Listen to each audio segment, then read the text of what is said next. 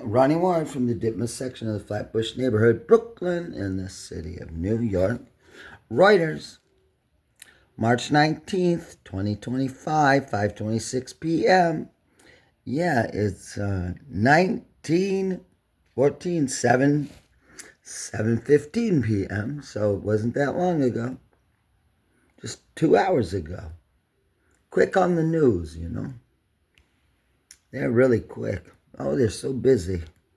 They must have hundreds of reporters. Ben & Jerry's accused its parent company, Unilever, of ousting the ice cream maker's CEO, Dave Stever, because of his support of the brand's social activism. The latest development in an escalating legal battle came in a late Tuesday night court filing. Oh, late Tuesday night court filing. Wow, they got legions of lawyers. No wonder nobody can get an attorney to do anything, because they're all busy with all these people. Yeah, they got that planned out too. Oh, they got it all planned out. The lawsuits, everything. They filing the lawsuits before the things are even rolling out, like they know what's coming.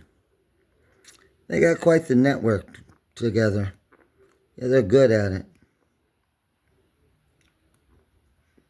The dispute centers on Unilever's failure to adhere to its contract obligations vis-a-vis the parties' merger agreement, settlement agreement, and what specifically Unilever has reportedly failed to recognize and respond to its board's primary responsibility over Ben & Jerry's social mission?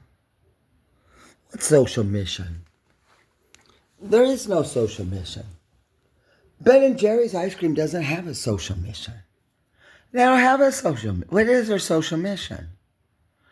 Well, I can remember when, whatever. I can't imagine what it is. Their Ben & Jerry's social mission. What the hell is that? I don't know what it would be. It doesn't mean anything. Social mission. I don't understand that. Well, that's meaningless. Social mission? So it says social mission. What the hell is that? Well, that's not even a legal term. Social mission, that's not a legal term of any kind. I have no idea. It's not a legal term of art even. No, it's not. No. It's just not. Yesterday in New York. Yeah. In New York. Yeah, in New York. They filed it in New York. Well, in New York. Well, yeah, they did. Well, sure. Jonathan Stemple and Jessica Di Napoli.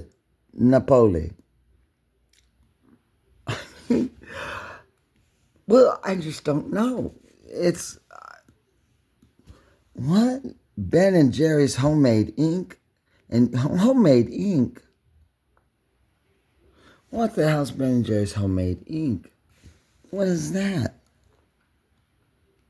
I don't know what that is. Ben & Jerry's homemade ink? I don't know what homemade ink even is. What is that? I don't even know what that is. I mean, I just don't imagine what that is, actually. I can't imagine what it even is. Not really. Like, what is that? It's not even a term of art. No, it's not. I don't know what that is. Social issue or something? I don't know what that is. Social mission. It's hard to say. Yeah, I don't know what it is. No. So here we go. What is this? Our standards. What are they talking about? Our standards, the Thomson Reuters Trust Principles? Are they wasting their time here to, promote themselves? Promoting themselves? It's self-serving. For a news agency it's self-serving. It is self-serving. They want the cookies, sure. They want to they just want to track everybody they can track because they can keep tabs on everybody. Find out where you're at. Oh, Yeah, the trust principles were created in 1941 in the midst. Oh my gosh, really? Isn't that lovely of them? 1941. The trust principles. Yeah, that's so great. It's wonderful.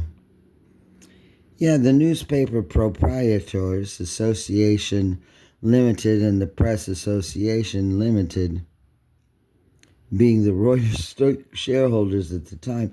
Oh, come on. Really? That's amazing. It's so nice, the cooperation. Yeah, I know. Oh, that's so great. I'd love to hear it, It's just wonderful. Yeah, what's going on, I wonder? I wonder what's happening. Something's happening. Oh, it's happening all right. Oh, I can tell. Something's happening. Yeah. Boy, it's wonderful, isn't it? To be so powerful at news agencies, because anytime they want to they want to make a big change, they just start weeks or months back, dropping a little thing here and there gradually in their editorial, their writing, and the reporting and everything. They just change it so that over time it just seems like they naturally just were always a certain way, which just proves the point that they're not objective or fact-seeking at all. They're just promoting themselves in this online environment to make money and wealth. Yeah, because they don't do journalism. No, this isn't even a newspaper. It's not the press. It's not anything. It's a self-serving entry on a platform. It's not the news. It's not the press. It's not papers. It's not. They've just made themselves irrelevant by rushing to these platforms for the quick buck and dollar. So they just made themselves worth nothing because nobody wants to buy what they're selling anymore because we've all moved on to other things. So like all good things in a capitalistic society, when the people don't want to buy what you're selling, then you go bankrupt. That's what a capitalistic market has to be.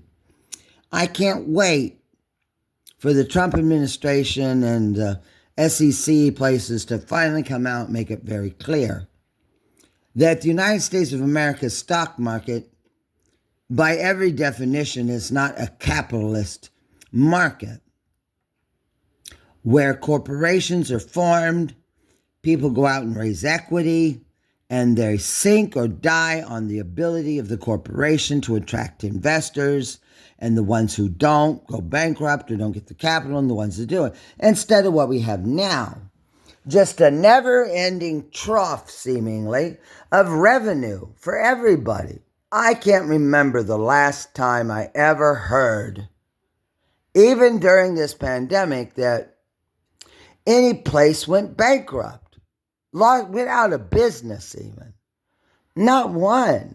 So obviously the pandemic is not about the fear that something's going to go bankrupt, because none has. When's the last time something went bankrupt? En masse or whatever. Never. No, well, doesn't that represent not tremendous growth, just a really rigged market? That nobody can remember any bankruptcies. Just up and down in inflation, that's all. Oh, well, you can weather that, right? Everybody. That's all they focus on, up and down in inflation and stuff. They're never concerned ever about a bankruptcy or, flight of all equity, what companies are going to go out of business, well, the total transformation of the economy, well, platforms are going to go out maybe, and this are going to be the businesses coming in, and these are going to be hot, and those are not. No, it's all about the status quo and 2%, so that none of the players change and the things stay the same and they just swap around a little bit, and we're all locked into the Ben and Jerry still, and I'm hearing about Unilever and a social mission and a lawsuit, and like, what the hell are you talking about? I don't remember Ben and Jerry's having a social mission. I didn't buy Chunky Monkey or Cherry Garcia and those because I had a social mission of any kind. I bought them because I liked them. That's all. And maybe other people will like them too. I don't know, but I don't get it. Is that what they did about this focus? I have no idea. Just keep everything within so many percent. Well, that whole conversation doesn't ever allow for a boom and bust. Boom and bust. Boom and bust. Yeah. It's a boom and bust for the collapse of the stock market. People go crazy on buying up, and then bust, pop. Oh my gosh, we spun it up too high in our frenzy, so we're all going to lose a bunch of money now. Because we took our capital and put it in frivolous things that were fly by night or didn't amount to nothing, and it ran up big and good for a while, and now it's all busted out, so we're starting all over. But you don't ever start all over, though, with the Federal Reserve. Because even in that case, there's tools in the toolbox of Federal Reserve and Congress and President even to address any eventuality. Any eventuality. But people are so concerned, I guess this baby boomer class, they're all up in retirement, I guess, and there's so many of them and so big that they just think that they have a big say on everything, including changing the market and politics and everything. You know, Hillary Clinton, Bill Clinton, maybe not Obama, I don't know. Baby boomers or something, this group of people, yeah, they just seem to really have a outsized impact on every aspect of every little thing. And their children don't like it. No, it's the children of the baby boomers who can't stand their parents. They can't. Well, I've heard all about it, all over. Yeah, they just can't. Because they just don't, because they're children. And, well, I was a child one time, and, well, I remember things my parents or grandparents me. Well, don't do that. Well, you better think about that carefully. Are you really sure? Well, I think you ought to wait or this or that and whatever. Yeah, well, be careful. Oh, well, I don't know. Well, how's that going to work out? And, well, maybe you shouldn't do that at all or think longer. I mean, really over big decisions like school or job, yeah. Like, almost like not quite telling you not to do it, really. Not really, but really, consider it carefully. Yeah. Well, that's how I was. Well, I was born in 1964, so I understood all that. And I went ahead and made a decision and did what I want, and that was great, and everything's fine anyway. Yeah, because they really didn't want me to not follow my thing or work or school or job. No, because it was really simple. I paid my own way. That's a big difference, you see. I was paying my own way. All of it. Loan for college, had to move, whatever. I do it myself. Get my place, whatever. Apply for college. Bill it out, do it. Find a school. Somebody help me figure it all out by myself. Because that's how my family is. Well, have you figured? They just want to know I'm really figuring everything out because they're not going to help me at all. Fill out an application to do anything. Help me with schoolwork, carry a book. Well, we didn't even discuss papers or anything I did at school or grade ever. No. You're in school. Just get a good grade and take care of yourself. Whatever. That's your responsibility. You go to school, you get the grades, do the work, and listen to the teachers and do the work and do your homework. I'm too busy. I got other things. Whatever. I work, whatever. We're home and we eat dinner and do family things, and that's it. I had to do my own homework when I did it, plan it myself and everything. My mother, grandparents, my family they didn't even know what my homework was anyway. Wouldn't have bothered to even ask or care about it. No. They'd ask me, is your room clean? Did you get to school? Whatever. Did you listen to the teacher? Or whatever, something like that, just, are you following the rules? How did it, whatever. Okay, well, something like that. That's all. No helicopter parents. Remember, these baby boomers now are the people who were helicopter parents earlier when these kids were young. Helicopter parents. They were the helicopter parents, hovering all over their kids. Well, they were. Did you forget about the helicopter parents who were helicoptering over their children all the time because they were? Whatever that was here not too long ago. I think those are all the helicopter parents are all now the bigger ones. Or the baby boomer people trying to retire, whatever they're trying to do. And they like, wait a minute, my kids, well, they're so clingy that whatever, they want help or whatever. Well, I think they forgot something because their kids grew up in households with parents who were like helicopters all over them. So their kids didn't quite, they always had a helicopter over them. They don't know, they never had to fly on their own or anything. They always had a wingman over them, constantly, helicopter parents. Just look up the helicopter parents. See what years it was. I think these children who got hovered over like helicopter parents are now, older, and I think parents want to move on and retire perhaps or plan other things, time alone for them, whatever that is. Mom and dad divorce, fling, travel, whatever. Maybe not grandkids, maybe, I don't know, perhaps. And so here's all these kids that have been helicoptered over. Well, they have a whole different view of the whole entire world, like completely, like they couldn't be. My worldview compared to my mother or my grandmother or grandfather, 3 generations, is pretty consistent. Pretty much so. Like, really? Yeah, I think so. Yeah, I know. Yeah. Like, pretty much so. I think so. Yeah. But not now. Not the people who are in their 20s, early 20s, or whatever, or a little older, 30s, who were the children who had the helicopter parents. Well, their view of the world now is like just completely different. Not just because of parents who are helicoptering, but, how about the terror on terror? The war on terror, terror on terror, terror in terror that went on. Starting in the dropping of 2 towers in New York, and terror and torture and all the crazy stuff, jihadi, constant war, constantly. Yeah. Financial collapse, 2008. Oh my God, just collapse. Nobody went bankrupt. Not a single bank went out of business. Nobody. Lehman Brothers. That's the only name I know. The poor Lehman Brothers. Well, I guess they got taken care of, right? I don't know. That's the only name I know that disappeared. Lehman Brothers. Out of all the other ones. Lehman Brothers. Lehman Brothers. Gone. None of the other places.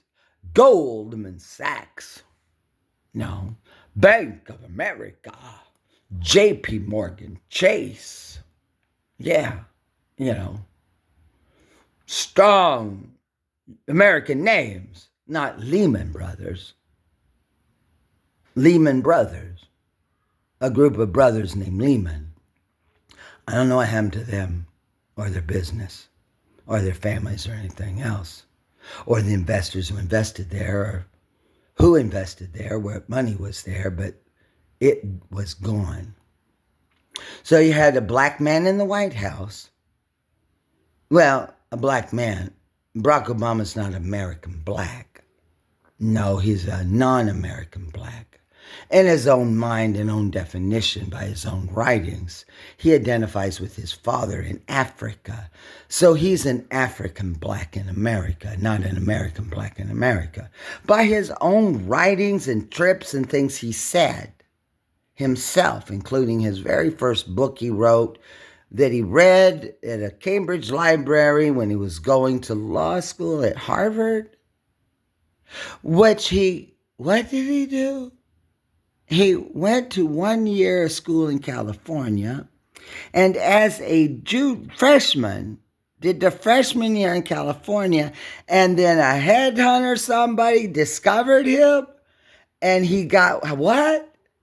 Entered Columbia University as a sophomore, and then did 3 years, and then went to Harvard. Because you can't get to Harvard from the school in California, but you can get to Harvard if you did 1 year there and came to Columbia University, and then know you can get to Harvard from Columbia University.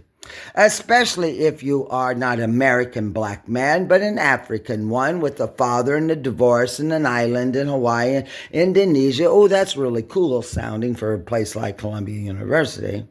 Yeah, how exotic to have that, Oh, gosh. Precursors to DEI and all of this stuff, so they have a shill, a person they can point to.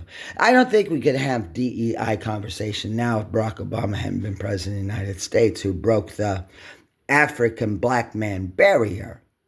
Not the Caribbean person or the American black, but the African black person.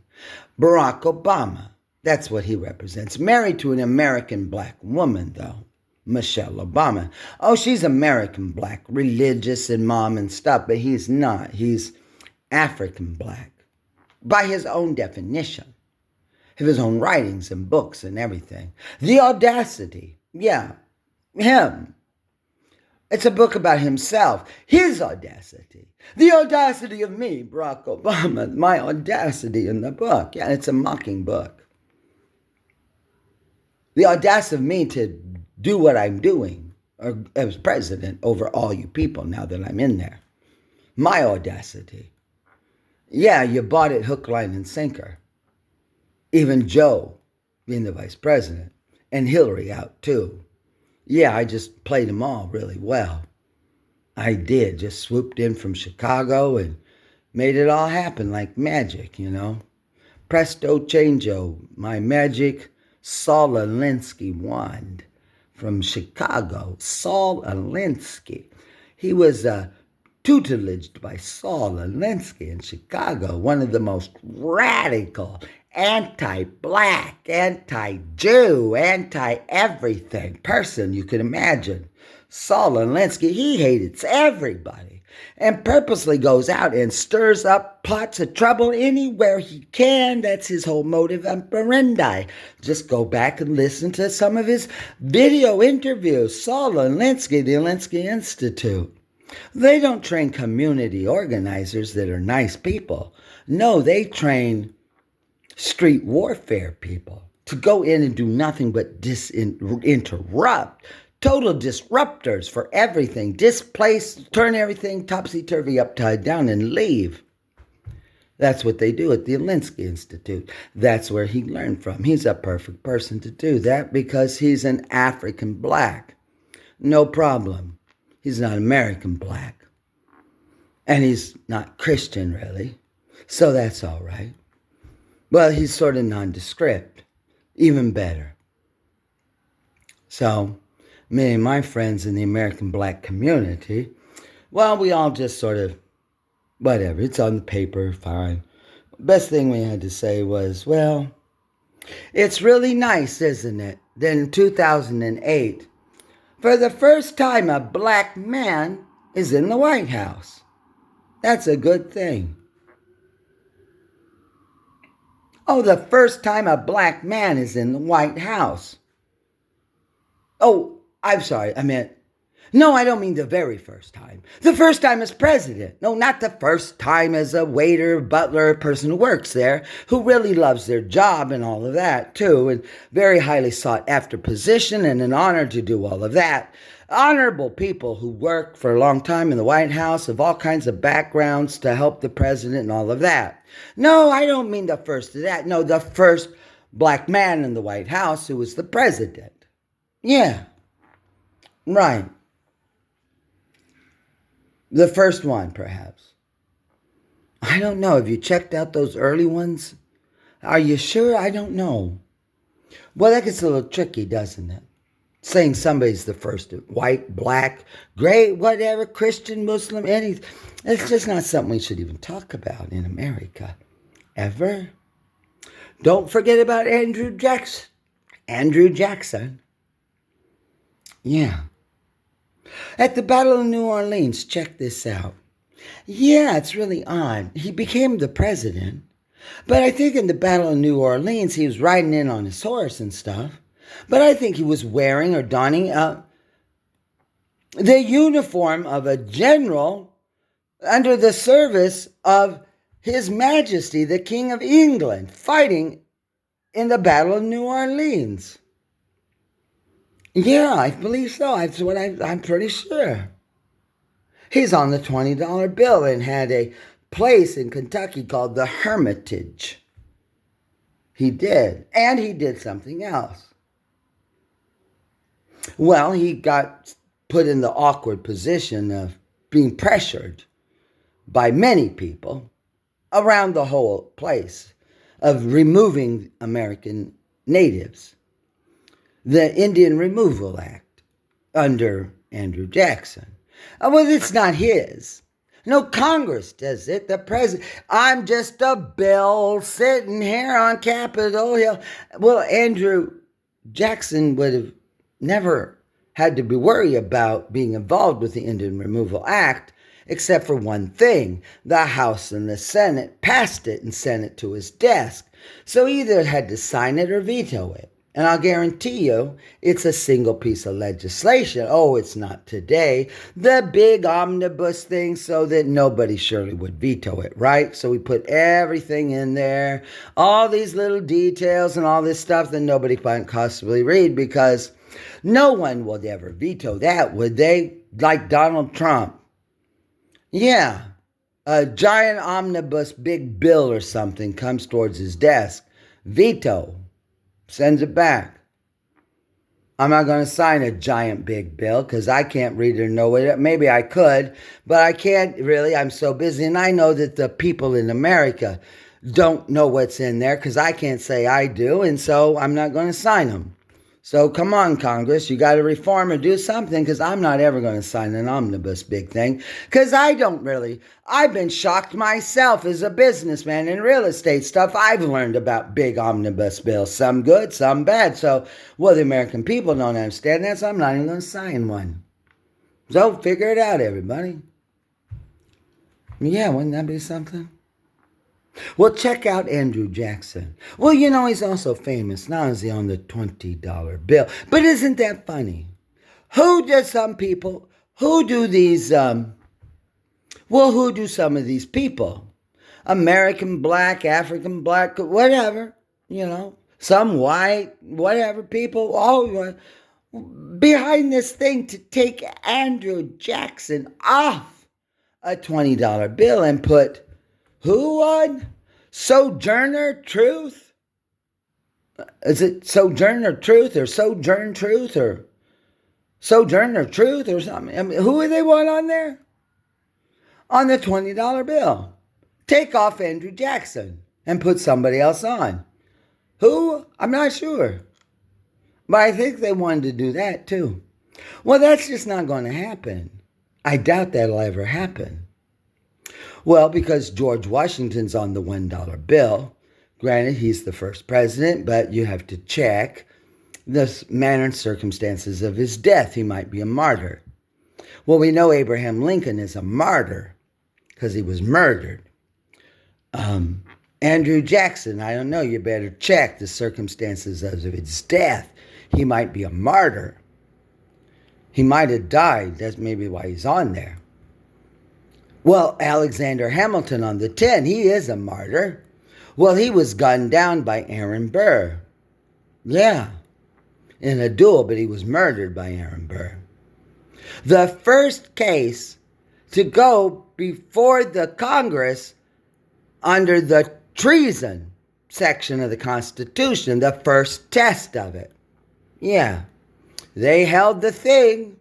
They did for treason. Well, Aaron Burr got acquitted of treason and then ended up murdering Alexander Hamilton, a black man from the Caribbean who had a poor mother who made it up here and was a genius with money and finance and figured out the whole plan to get the states to really come together as 13, because the real problem is much like it is today. Well, what the hell to do with about the money? The money, the money, the money, the money, the money. I'm shocked how much money, money, money. These reporters and people interviewing, everybody, I don't care, Jerome Powell, Secretary of State, whatever, it's all about money. All the questions are all about money. Inflation, tariffs, money, all of them. There's not a single person I've heard in a long time that ask anything about the humanitarian, the death, or anything. Oh, they're not asking about, well, the airplane that went down to Venezuela. Well, the judge and the legality and the stopping of a plane. Well, they never talk about who's on the plane or the condition of the people or their families or anything or nothing, because they're not interested in humanity. Reporters from wherever they're from, they don't ask any questions about humanity or suffering or death or the land or the toil or who's been murdered or dead or where are they, the battle. I've never heard anybody ever since February 22nd, 2022, I've never seen a single report on the following. What is the response of the European Parliament or individual countries in Europe to provide medical aid and ambulances and bandages and hospitals and tents and Red Cross or emergency food or wounded or the wounded? I've never seen where they buried the dead people. I don't know. I've never heard any dead people from Gaza since October 7th, where they're buried at. I've not seen any funerals anywhere. I've not seen any wailing. Nothing. Nobody's ever asked. I've never seen a single question asked of anyone that's a leader in the European Union or Parliament or anything. Well, what have you done for the humanitarian suffering? Hospitals or medic people out or anything? I heard a bunch of people left on airplanes or something. I don't know. I have no idea. But it's odd, isn't it? And here we are now, Donald Trump's president. Oh, well, I didn't hear a bunch of questions for Biden about anything. None. Or his people. No, Corinne and Jake Sullivan and, Anthony Blinken and, I never heard anybody talk to his education secretary, Cardozo. I don't remember who his treasury secretary is. I never heard any questions of him or her. I don't even know who they are at all, and I lived through it. Not at all. I watched briefings. I watched everybody sit in the White House briefing room, and Corinne's there, and they all just sat there and just watched her do what she did every day at the podium. And now this person's here at the podium, who's very competent and does a great job and is tough. And you know one thing, when she speaks, it's the voice of President Trump. There's no doubt about it. Absolutely. No doubt when she speaks that you're never going to worry about, quoting her or relying on what she says, because it's very clear. She matches and tracks exactly the sentiments of the president down to the phrasing and the words. Corinne never did that at all. She walked in there and talked like she was running the White House. Her whole demeanor, the people would come up and she'd present people, and now we're going to hear from or something, this thing, like it was, she was running the country. Well, maybe her and Jake Sullivan were, or somebody else, or Anthony. I don't know who was. I know it's not Kamala Harris running the country. Well, was Joe Biden running the country? I think anybody would be hard-pressed to say he was. Now, after the big debate, all of a sudden, oh, the press, oh my gosh, yeah, he's really incompetent. I remember it. I can go back and get all the clips. No, question. They appear at the debate. Oh my God, he's incompetent. Like, immediately. Like they had already written all the scripts out for what they were going to say. Maybe some of them filed lawsuits or something, too, just to put it in a book or something. You know, it happens that quick. Because it's not news anymore. They don't publish papers. They don't publish magazines. I'm living in New York. There are no newspapers or magazines to buy here. None. I read these things about publishing companies buying stuff. Well, they're not going to start publishing magazines or anything. They're just swapping out who owns the controlling shares and stuff to keep it on the platform on your phone. They're not going to hire anybody to ever do that again. We're never going to have fashion in New York and go-sees by models and Ford fashion and nothing. And it's never coming back, ever. We're never going to have robust magazines and people doing copy and editing and laying out the magazine for a whole year and coordinating who's going to write and the photographer and the picture and all that stuff. No, it's never going to come back because it's gone. They're dispersed to the four winds and they've all moved on too. Yeah, photographers. There sure is a lot of photographers in New York. Well, I don't know what they're taking pictures of, but it's really busy. Because I've been over to a camera store, a high-end camera store, where everybody in the business goes. In the business of photography work, I am. Boy, I tell you what, it's a busy place all the time. All the time. Super busy. But there's no fashion here, and there's no real estate pictures here, because there isn't, and there's no news going on here, because nobody has news here, but they're really busy. With lots of cameras and lighting and this. It is hopping over there all the time. Now, I don't think they're buying it and taking it somewhere else. No. Well, that's a curious thing, isn't it? Well, what is it here that demands so many photographers? So busy and people all just everything you can imagine. Swings and stand. I mean, the things, the equipment, all of it. Constant. Like sometimes you have to wait online for a while and go up, and they got a dozen people checking you out. I mean, it's quite busy, like really all the time.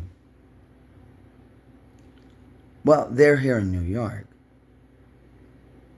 using this equipment, doing all this stuff. So I just try to think about, well, what's so busy? Or what are they documenting? Or, well, they're not all amateurs.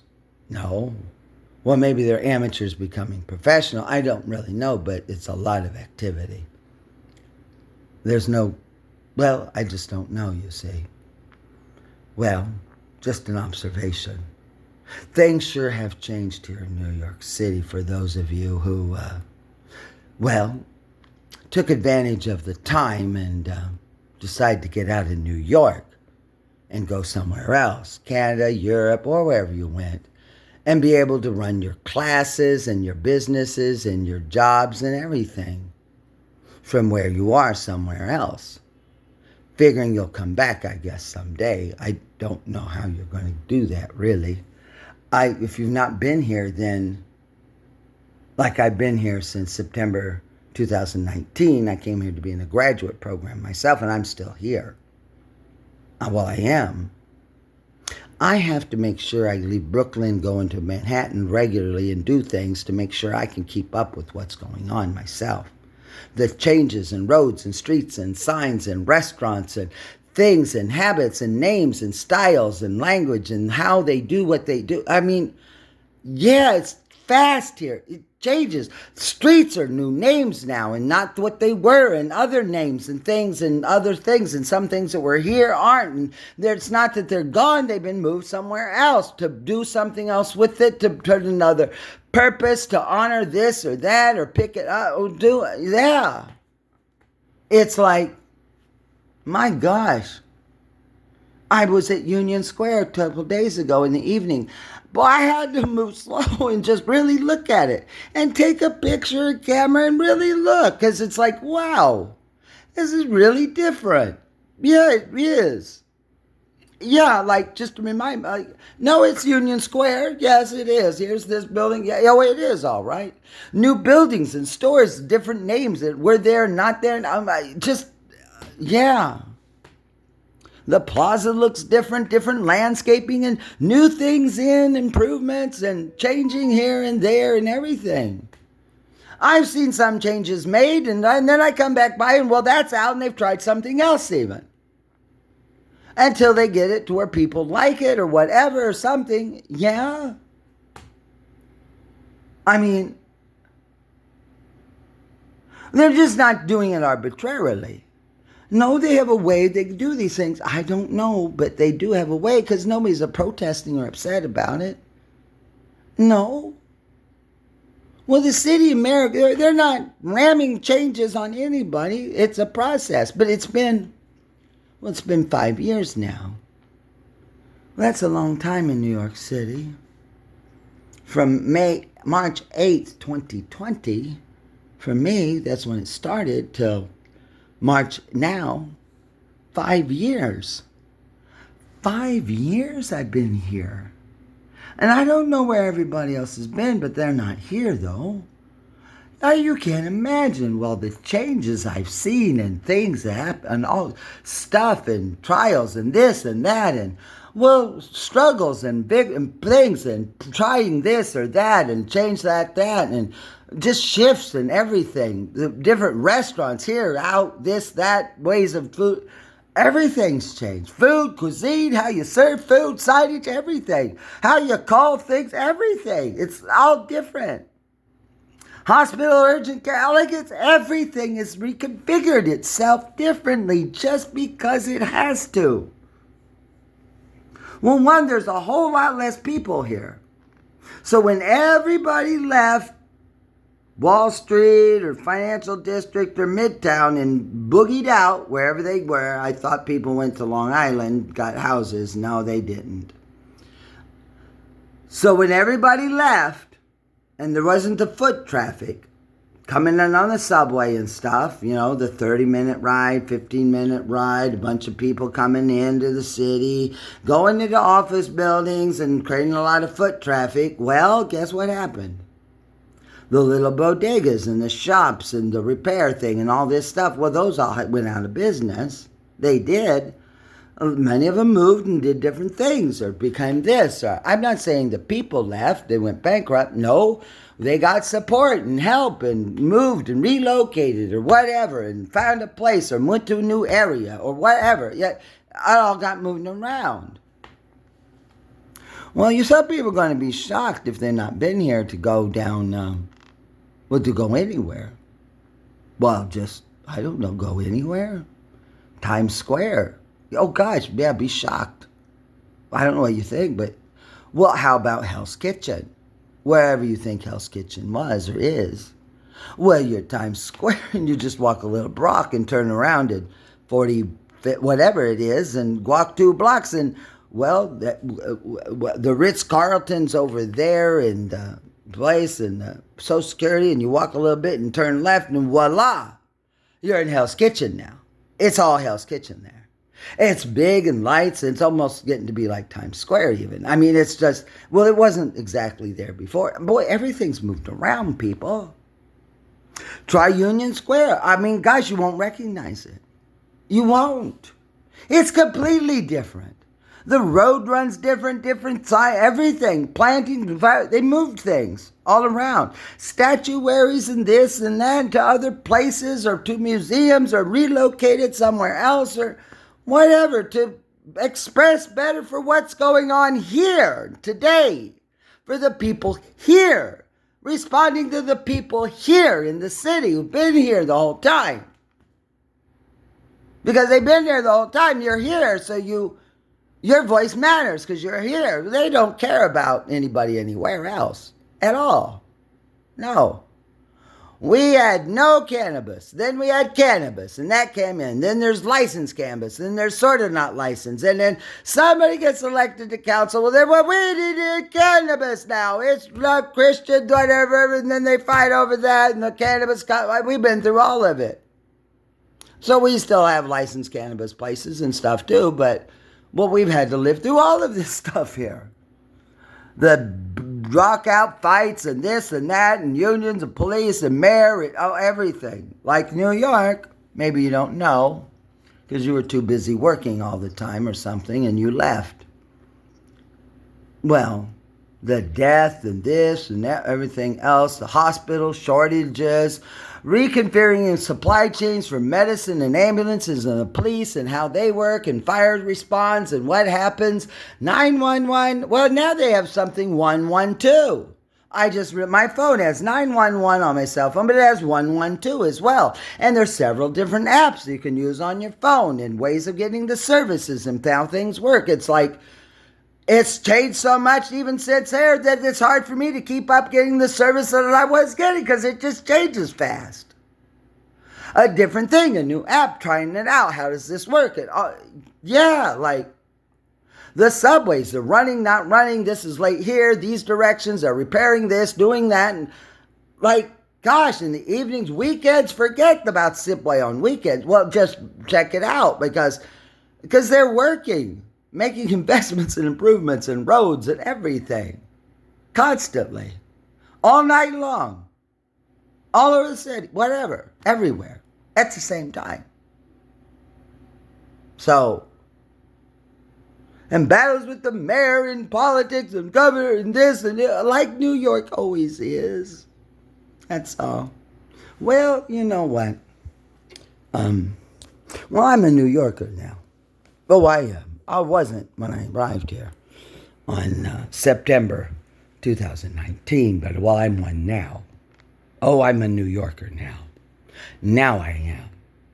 Well, some here lately in the year or so, wherever. Well, I'm a New Yorker now, and I don't live in an apartment. No, it's my home now. This is my home where I live. I don't live in an apartment. No, I have a home. My home. Maybe not my home. My home is at, because it's my home. Because I spend a lot of time here in my home. Like many people spend a lot of time in their home. Well, it's their home now. I don't care if you have what it is. There's no place like home sweet home kind of a thing. I don't care. It doesn't matter. God forbid you were subletting or some weird thing and somebody's here. Well, you're going to have a hard time with that. Because the city, mayor, people, they're not inclined to suffer anybody who wants to displace anybody in the city anywhere who's been here. Because we've all been through too much. Everybody has, so. We now have privileged status wherever we're at. Everybody does. Union people, worker people, people here, whoever, we all do. Anybody who's here. School teachers, kids, families, the newcomers who came from wherever, escaping violence from somewhere else, or came here to work and be here and have contributed to the neighborhoods. Gosh, my neighborhood is like, oh my gosh, you can't imagine. When I came to my neighborhood in October 2021, I swear to God, there were like weeds tumbling in down the street. I mean, really. Just people who seemed really down and out and were really rough, you know? Like, yeah. It seems so far out here. Where I'm at, Church Avenue, Q Line. It seemed like a long way from Manhattan. And it's like, but now, oh my gosh, there's a Target over here now, and there's these banks, and there's this store, and this bodega thing, and this shopping thing, and well, there's these people from here, and there's these people, and I think these people speak this language, and here they are, and they're dressed this way, and that shop, and the whole place is hopping all around me. Where I'm at, all hopping everywhere. hopping, it's great. Kids and bicycles and churches and things and men and old people, young. It's just going on. Worker, everything. It's happening. Here it is. It's just amazing. Church Avenue in Flatbush. It's happening here. And it's happening up Flatbush. Up at there. It is. I Target. It's just amazing. Well, I know what it was in October 2021 when I came here. Well, it was a little scary. It was a little. Just so few people, it seemed like. I mean, really, it's October 2021. I mean, way out here. With little, not, I was afraid, don't get me wrong, but I didn't see very many people. I'd come home and walked from the train station a few blocks to my house. I wouldn't see anybody, one person or something. Well, my gosh, now, good luck, Ron, to go down the fucking sidewalk. Be careful. You're going to fall or trip or bicycle or this and people shopping and kids and, well, better plan your trip to the market, Ronnie. Yeah, well, I forget sometimes and it's a certain time of day. And I'm like, you know what? It's open 24 hours now. The place where the market, all the vegetables is. So, well, I tend to go at midnight or 1, because, well, there's lots of families and people doing that and kids. So it's hectic in there. So I don't like that really, so I go at a different time now because it's open 24 hours. Oh, good luck in Manhattan anywhere finding a fruit and vegetable market that's been there forever, that's open 24 hours with everything you could possibly imagine to want to buy. Things I don't even know what they are, how to cook them, or anything else. Yeah, I know. Well, hey, everybody. Welcome back to New York. Those of you who are planning and thinking and worried about inflation and this and that and money and how, oh gosh, that's so unimportant. You better make sure you have a place to come to and what the neighborhood's like, and you better try to find out like that, like for sure where you can live or your office, and is that going to be all right, and what's the neighborhood like and everything else, because you might not like it. You might want to stay where you are, do something to really make another big change. Don't just think you're going to leave wherever you might be and come back to wherever you was, and it's going to be like you left it. Well, your house or apartment might not even be there. It might be gone. It might have got demolished or condemned or caught on fire. Who knows? I mean, I don't know. Maybe the town is gone or moved. Who knows? A problem, anything. Yeah, well, I think everybody seems to be so concerned about money and finance and all these questions, inflation and treasure. I'm like, what? God, you should hear him questioning Jerome Powell today. The questions they're asking him. Like, these reporters. I'm like, well, where are these reporters from? Well, they're not asking any questions that help American people or everyday people. Nobody I know.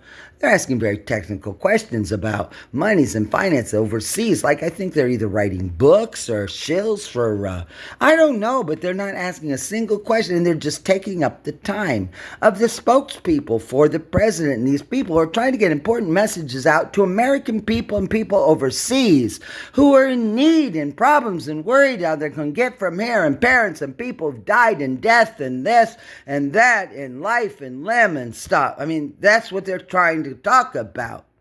And these reporters just keep going on and on about these questions. Well, yesterday when they talked about the thing from the thing and thing, and when I can think about the fact that 2 years ago they said this and thing, and the inflation, the rate, well, this is that. And, well, did you consider what they'd said over there? And, well, do you know for sure what this was, because it was reported here? And now I got my question. That's it. That's what they do. All of them. Like, they do. Most of the time. Yeah. Just go look at some of the stuff. Don't get caught up in focusing on Donald Trump and what's going on there, or Zelensky or the cabinet. No. Close your eyes and listen to the reporters. Well, you're going to find out something. It's just a mob. The reporters are. They're such a mob, and they're so busy trying to ask questions and game one another that I listened to a thing for 20, 30 minutes, and I didn't know the name of a single reporter or where their outlet was from, because they don't wait. because they don't wait. The person that's they don't even, Ron Ward from ABC Press. Yes. Well, my question, no, I don't even know where they're from. And you don't see them either. Ever. They're sitting there, but you don't see them. They're not on camera anywhere. There's no angle to show them or anything. I don't know what's going on. They ask a lot of very pointy questions. I don't even see them. I call them the faceless, feckless ones. Yeah, it's weird. I can't even figure it out. But I've seen it, though.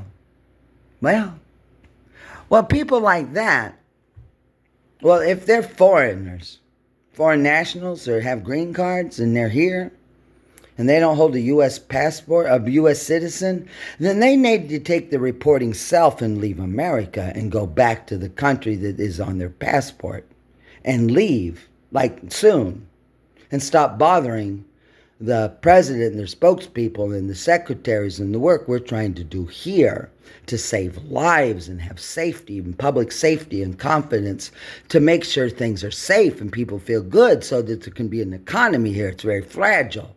And these people aren't with the program.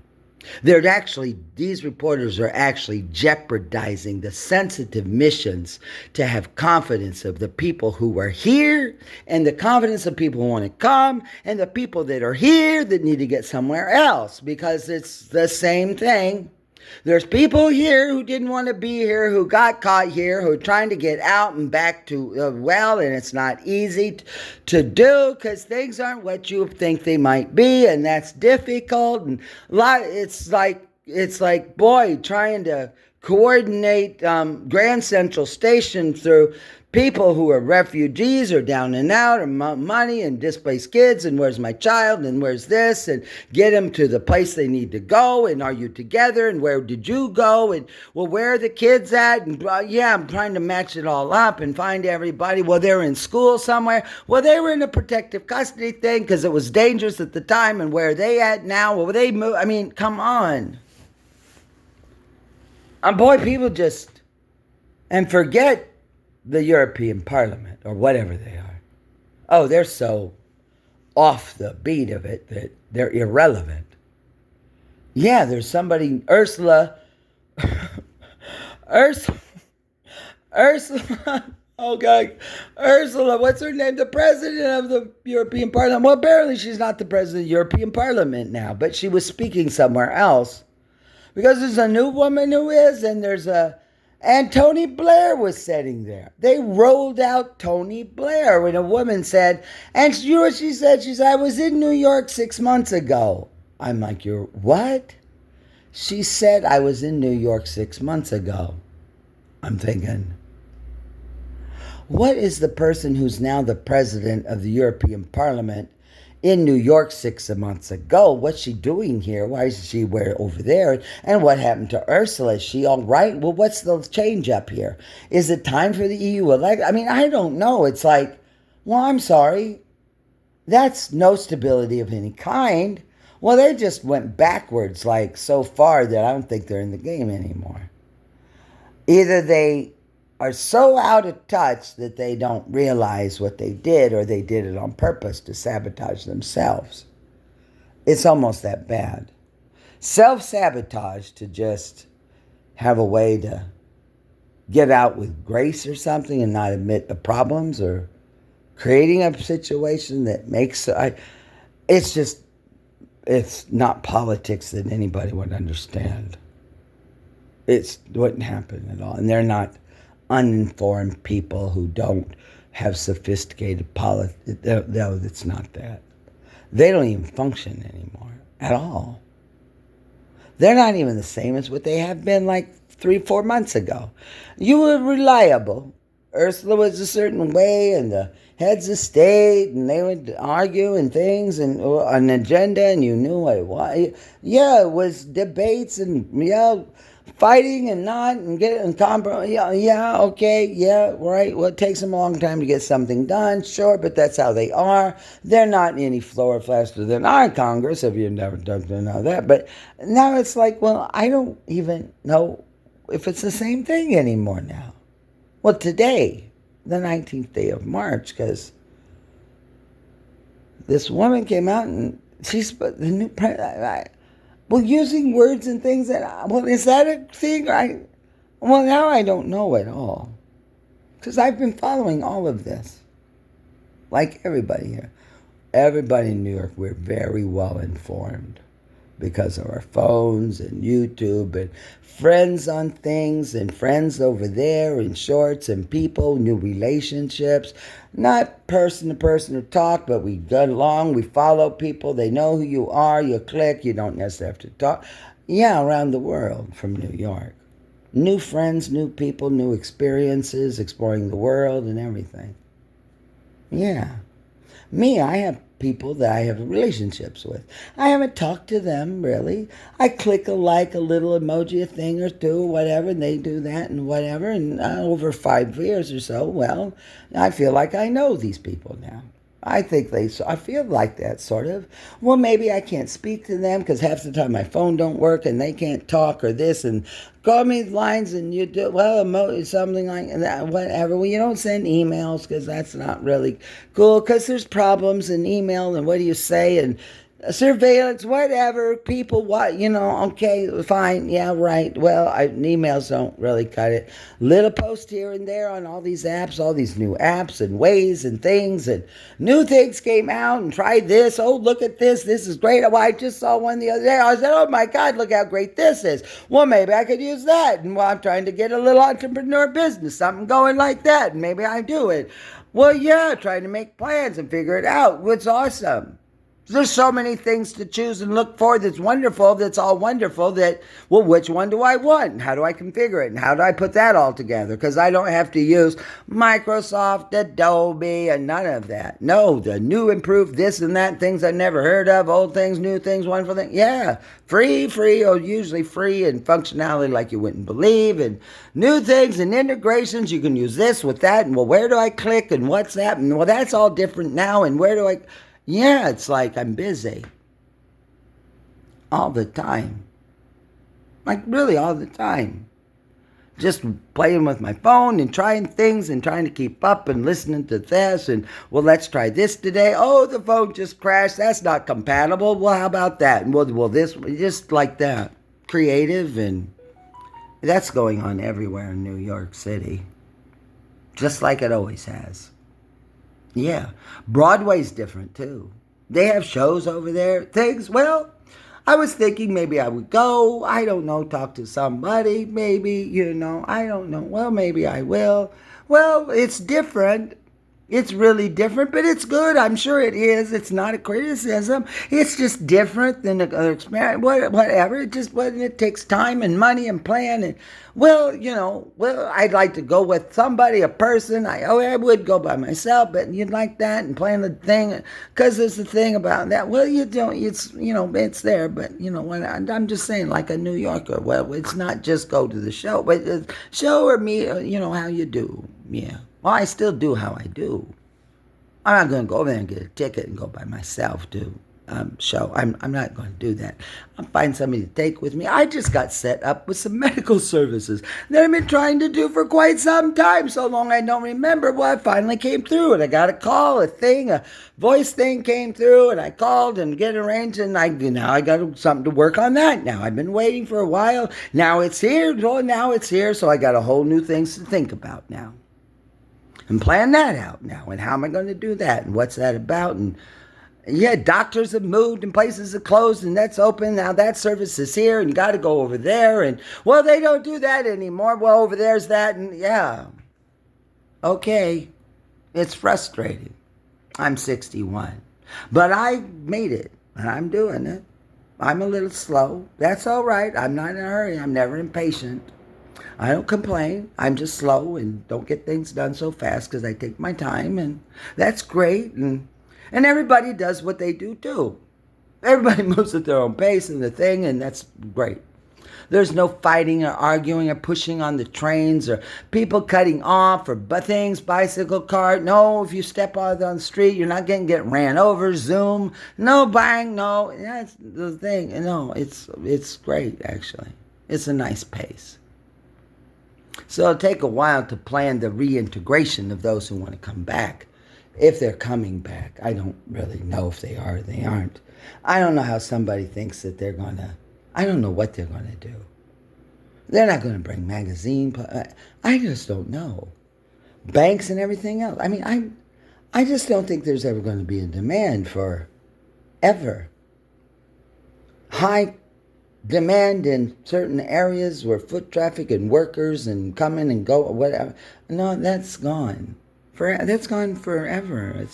It's totally different now. Everything's different. Yeah, don't come here and think you're gonna. I don't know. Podcasts? I don't know what. I don't know. I'm not sure. Well, just try to go over the UN. Like, oh, it's still got a big fence and thing. It looks like a prison there. It does look like a prison. It does. It's all shabby. It's awful. Well, I don't guess they meet there for sure. I don't. That's all different. The embassy consulate. That's all different. It changed. I don't know. It's just all different. I don't know what anybody thinks they're going to do, but I just think people ought to be. I just think people ought to be a little more focused on the quality of their life issues. If you're like, I'm moving to a new city, and what's that like, and where would I find a place, and who do I call in a real estate, this or that, just please don't be a New Yorker and be gone somewhere and come back and act like the old New Yorker.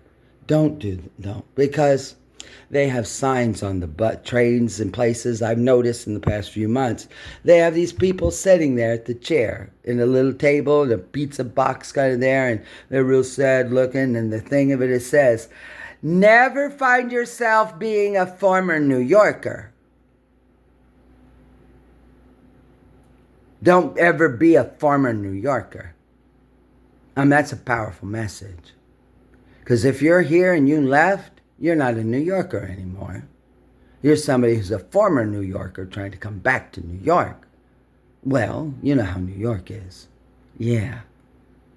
Well, you're not a New Yorker anymore either. You're now a former New Yorker. Which is, it's okay to be new and not a New Yorker. Because that's what I was. But now I'm a New Yorker. But if you were a New Yorker and you come back now, when you're not a New Yorker anymore, you're not new anymore, you're a former New Yorker. Well, that's a former New Yorker. The former New Yorkers. Then people who were New Yorkers in here and participated who all left during COVID for 5 years and they come back. Well, that's a whole group of people. Well, we just did the former New Yorkers who came back. After the New Yorkers stuck it out, and the new people are New Yorkers doing everything, and they're just former New Yorkers trying to horn in and be New Yorkers. No, you're former New Yorkers. Whatever. Leave it down, okay? You know New York if you're a New Yorker. Well, you know how it is here. Well, I think you do. Well, hey, it's just Ronnie Ward. Yeah. From the Dipmas section of the Flatbush neighborhood, Brooklyn, in the city of New York.